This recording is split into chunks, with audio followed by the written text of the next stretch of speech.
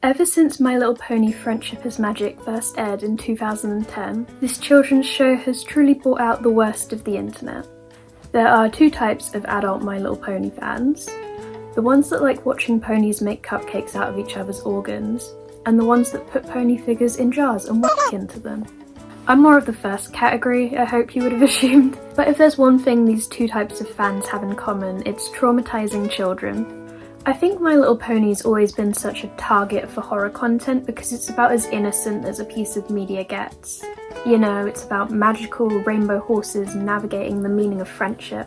And I think it's that huge contrast that makes it so scary. Like, you could show me the worst horror movie and I wouldn't bat an eyelid, but badly Photoshop some human eyes onto Rainbow Dash and I'm not sleeping that night. Despite My Little Pony being so innocent, it has a few dark undertones in some episodes, which are a good base to build horror content upon.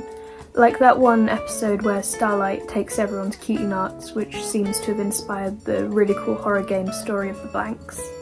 And once upon a time, I was on the opposite end of this phenomenon. I was a child being exposed to all kinds of things I shouldn't have been through an innocent love of My Little Pony. I think it's hard to tell when you're barely sentient what is and isn't canon material. Like, I just saw animations and assumed they were a real part of the show. Rarity! Get your fat ass out here and help me find the elements! Oh, I simply can't, darling. I'm entertaining family today.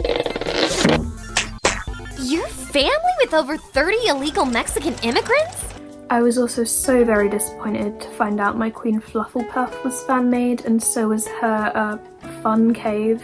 Do I think My Little Pony horror is cool as hell? Yes. Do I think a lot of it is pretty much just higher effort Elsagate? Also yes. Please put warnings on your stuff, because YouTube sees My Little Pony in the title and whacks that stuff straight on YouTube Kids. When you make content like that, you should do the right thing and take on the responsibility of making sure you're not exposing it to children or really anyone who might find it triggering. My Little Pony themed creepypasta has always been really prevalent on the internet, most commonly in the form of morbid theories stemming from the canon content of the show. But in the past few years, this has kind of just died out, most likely due to how rapidly the internet progresses in terms of what's cool and what isn't. But in the past few weeks, I've noticed a trend popping up, which is a sort of modern day take on My Little Pony horror content, and I am in love. By the way, I've drawn some of my own dodgy looking horses for this video, so you can watch the speed paints instead of watching me awkwardly stare off in the wrong direction. I don't know why I do that. Also, hello, Pinkie Pie earrings.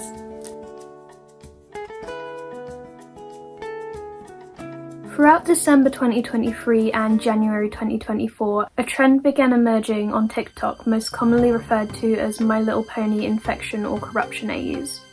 They make use of TikTok's relatively new slideshow feature to create analog horror-style storylines featuring found footage and medical records, documenting things like the sanity and infection level of each pony.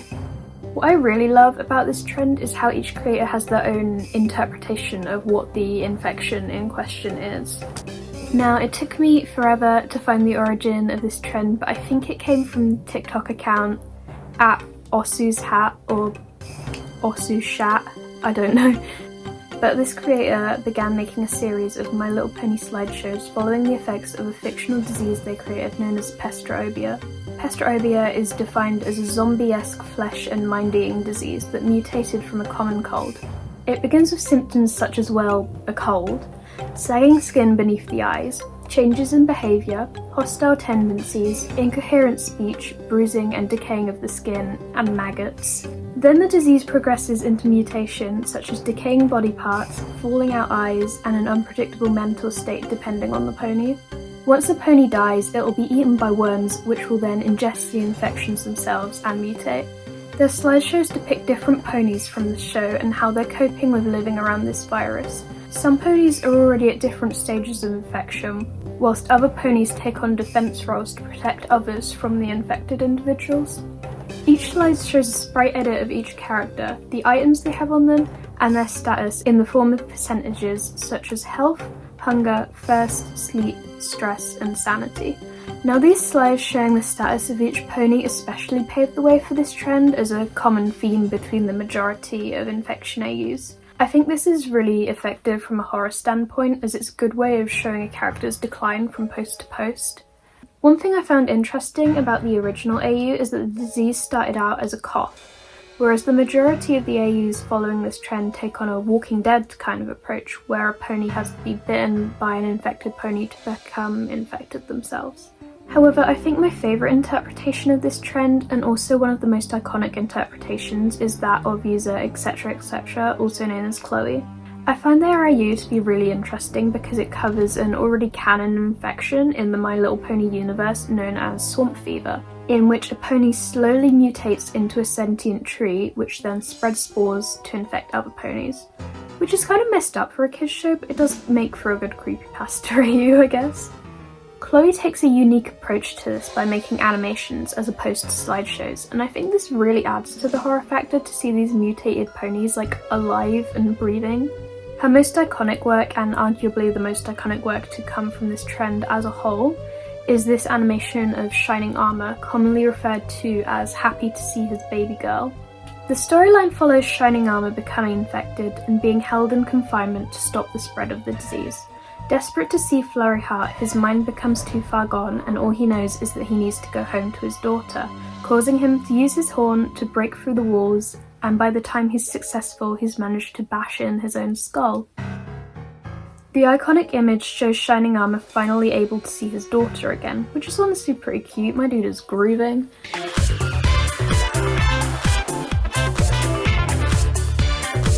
The disease progresses in stages. It begins with brain fog, loss of appetite, and irritated eyes. Stage 2 sees the pony unable to eat and spewing black bile from their mouth. Their brain fog worsens and they become trapped in their own mind, unable to understand the world around them, which is most likely the stage Shining Armor was at in the animation I mentioned. In stage 3, their respiratory and digestive tract erodes from the bile, causing extreme discomfort. By stage 4, their entire body is hollowed out except for their bones. The bile begins to clot into roots that harden when exposed to air. In stage 5, the bile begins to take root in the ground like a tree, and by stage 6 they're fully transformed into a tree. I think the scariest part of this is that even in the final stage they're still alive and breathing, which is shown by one of the animations. This is definitely my favourite content to come from this AU because of how it's so close to something that's already canon. It's structured like analog horror style found footage, and I love how it bridges the gap between that more modern horror and OG creepypasta. I think we need more of that. Chloe's sound design is also so disturbing, like it feels so much more real when you can actually hear the ponies groaning in pain, and Chloe confirms she makes most of these audios herself, which is really cool.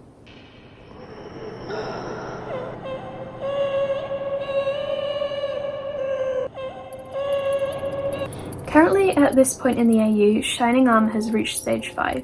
The 3 newer videos showing his decline contain Morse code audio. The first post shows Shining Armor getting his groove on in the hallway of the palace. We then see Princess Cadance, Stunburst, and Flurry Heart facing him. Flurry Heart is scared and crying, and Cadance has magic around her horn, likely intending to harm her husband to protect the others. It then cuts to the same room with the 3 ponies gone and the floor covered in black bile and also black hoof prints. What I found interesting about this is how the prints lead towards Shining Armor rather than away from him, and there's also only one set. I think this leaves a lot of room for theories, which is why I love this AU so much. It's so vague in an effective way. We then see Shining Armor shaking on the ground covered in black bile, which means he's probably progressed to stage 3 of the infection. Morse code plays over this clip, and most comments seem to agree it translates to "thinking of you." The second post shows Shining Armor progressing to stage 4 as branches begin to grow out of him. The Morse code audio translates to, I see you in my mind always, I will wait. I lie still in the quiet, I will wait. I will roam, I will wait, I will wait. The background music is also the same as the clip of him bashing his head in, but more muffled and distorted, which seems to represent his mental decline, and this just shows how clever the creator is and the amount of effort she puts into small details like this.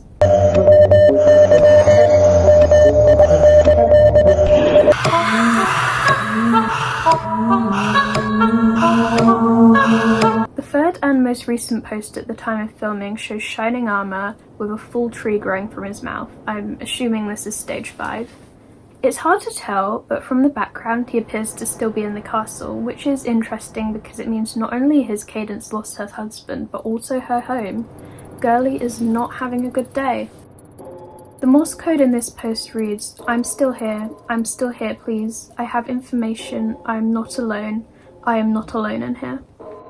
I'm not entirely sure what the context of this is, but the messages from the previous videos seem to be him leaving a final message to his wife or daughter, which is so sad. At the end of the video, there's also some small writing in the corner that says information, I have information, I am not alone in here. I might have missed a few details, but I'm so excited for this storyline to progress and to get new information to help piece the story together. Like, I've got notifications on and everything. I'll add to this if there's any updates whilst I'm editing, but for now that's where things have been left off.